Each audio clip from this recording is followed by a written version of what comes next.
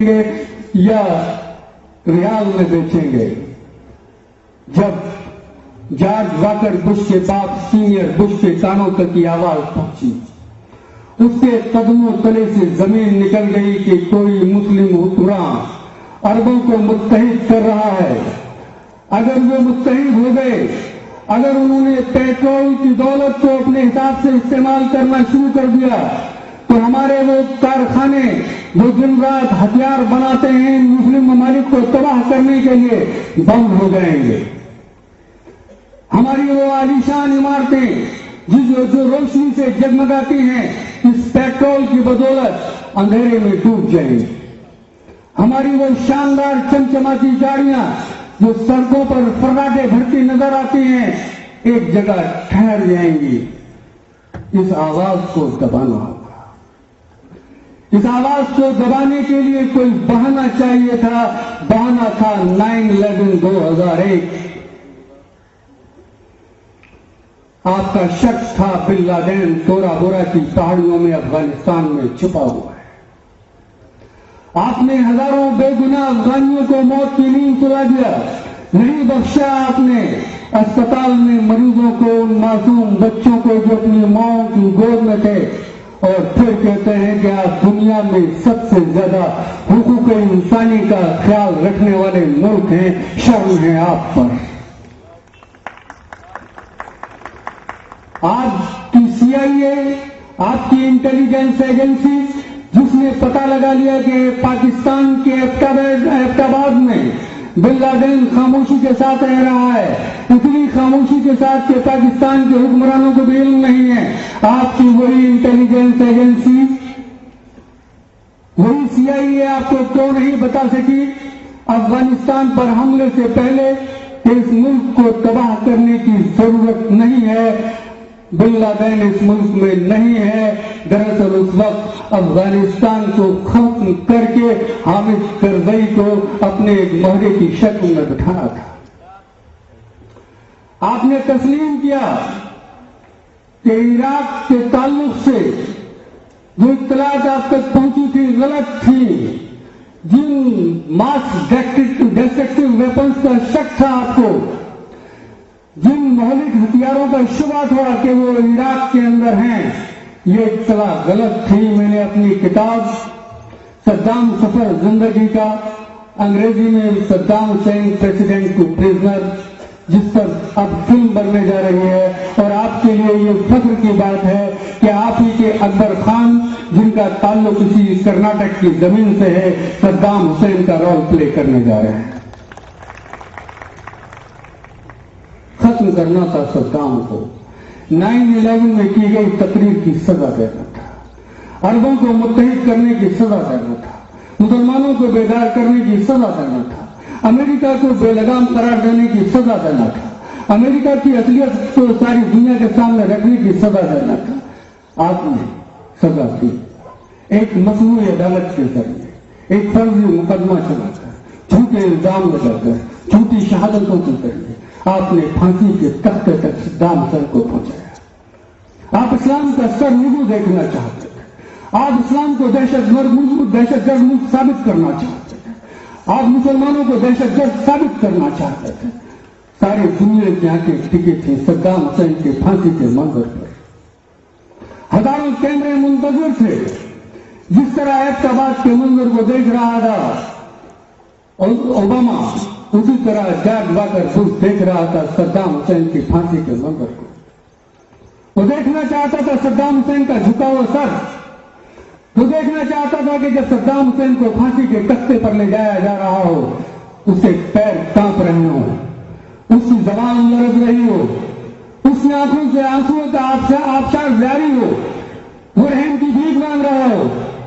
اے دنیا کی سب سے بڑی طاقت، میرے آقا میری زمین پر حکومت کر لے، میرے پیٹرول کی دولت کو حاصل کر لے، عراق پر قبضہ کر لے، میری جان بخش دے.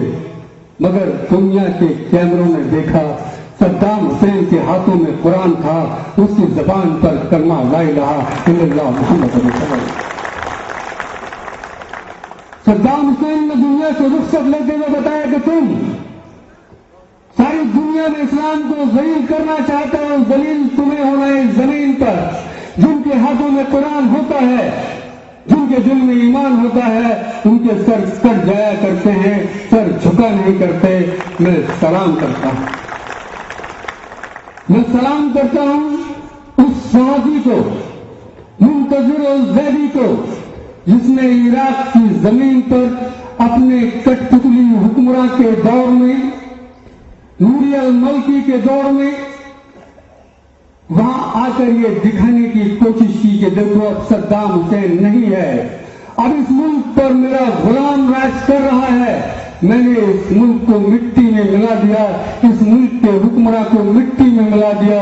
اس وقت ایک صحافی اٹھا، اپنے پیر کا جوتا نکالا، اس کے منہ پر مارا اور بتایا کہ یہ اوقات ہے تمہاری، صدام نہیں ہے، مگر اس ملک پر جہاں قرآن کریم میں جن انبیاء کرام کا تذکرہ کیا ہے، سب سے زیادہ اسی زمین پر تشریف لائے ہیں۔ اس زمین پر تمہیں حکومت کرنے کا موقع نہیں، اس زمین پر تمہیں جوتا ملے گا، اور تاریخ میں یہ جوتا جب تک تم زندہ رہو گے تم پر پڑتا رہے گا۔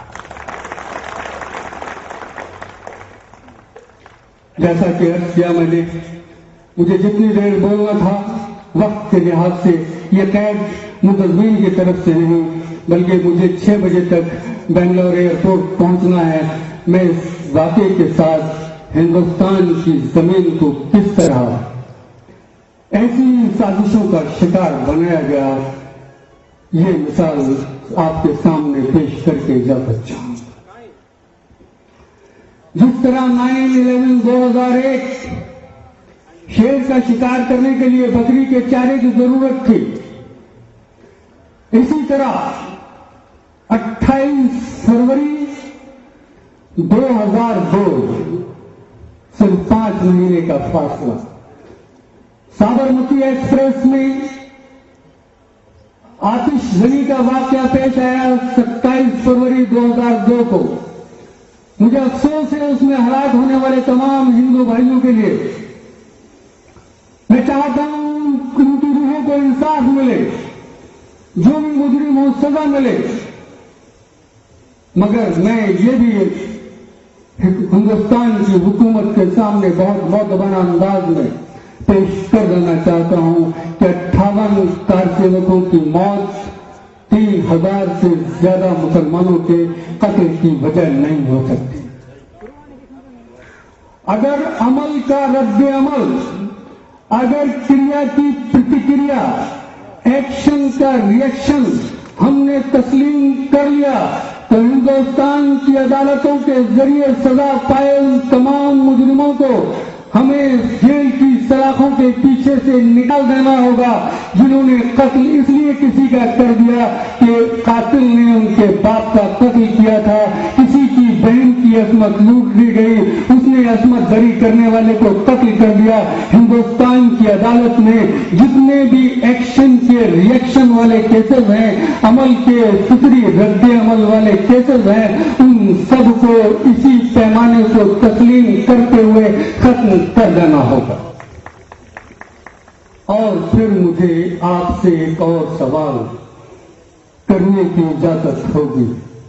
اگر ہندوستان کی کسی ریاست کے چیف منسٹر کو یہ حق حاصل ہے کہ وہ عمل کے رد عمل کو فطری عمل قرار دے دے، دہشت گردی میں ملوث تمام لوگوں کو بچانے کی صحیح کرے، پولیس کو اپنے اس طرح کے احکامات جاری کرے جیسا کہ آج سنجیو بھٹ سامنے رکھ رہے ہیں، ستیش ورما نے سامنے رکھا، راہل شرما نے سامنے رکھا، میں ان ہندو بھائیوں کی عظمتوں کو سلام کرتا ہوں اور اپنے اس بزرگوں کے فیصلے کو درست قرار دیتا ہوں جنہوں نے پاکستان کے محمد علی جناح کے مقابلے ہندوستان کے پنڈت جواہر لال نہرو پر زیادہ بھروسہ کیا۔ ہم جانتے تھے اس زمین پر ہیمنت کرکرے جیسے لوگ پیدا ہوں گے، ہم جانتے تھے سنجیو بھٹ جیسے لوگ اسی ملک میں پیدا ہوں گے، راہل شرما اور ستیش ورما بھی اسی ملک میں ہوں گے،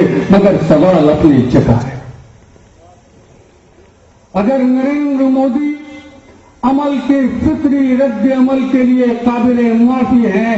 27 फरवरी 2002 को साबरमती एक्सप्रेस में 58 कारसेवकों की मौत का बदला था। हजारों मुसलमानों की को मौत की नींद सुला जाना, तो फिर हम एक ऐसे शख्स से जो किसी हिंदुस्तान का इस तरह का मुंतखब नुमाइंदा न हो, इज्जतदार शहरी न हो, जो सिर्फ 6 दिसंबर 1992 को बाबरी मस्जिद की शहादत के गम को एक गम की तरह देख रहा हो और फरवरी 1993 में उसके रद्द अमल में बम ब्लास्ट कर दे, तो आपको सोचना होगा हिंदुस्तान की अदालत में एक जैसे जुर्म के लिए 2 तरह की सजाएं कैसे होंगी। एक अमल के फिक्री रद्द अमल का गुनहगार आज भी उस रियासत का चीफ मिनिस्टर है। मुझे कोई हमदर्दी नहीं।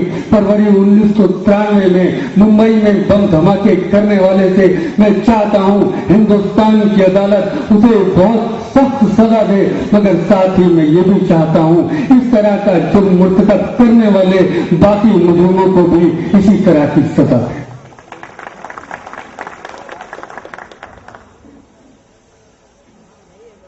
मौलाना मकसूद साहब ने दहशतगर्दी के उन चेहरों को मेरे कलम के मार्फत बेनकाब किए जाने की बात कही। यहां मैं अपने कलम से कहीं ज्यादा कलीम हैदराबादी को मुबारकबाद का मुस्तहिक मानता हूं। मैं स्वामी आसीमानंद को मुबारकबाद का मुस्तहिक मानता हूं। साथ ही मैं अपने मुल्क के हिंदू भाइयों को यह बताना चाहता हूं कि कलीम हैदराबादी और असीमानंद ने हिंदुस्तान की जमीन पर एक ऐसी तारीख लिखी है जिसे कभी फरामोश नहीं किया जा सकता। अपने हलफनामे में असीमानंद ने लिखा है, आला तालीम हासिल करने के बाद 40 बरस तक वो दहशत गर्दी का सबक पढ़ता रहा। एक मखसूस ज़हनियत के लोग उसे दहशत गर्दी का सबक पढ़ाते रहे, उसे समझाते रहे कि समझौता एक्सप्रेस में बम धमाका करोगे तो सिर्फ मुसलमान मारे जाएंगे, चाहे हिंदुस्तान के हों या पाकिस्तान के। और फिर ये हमारा काम है कि इल्जाम भी मुसलमानों पे जाए।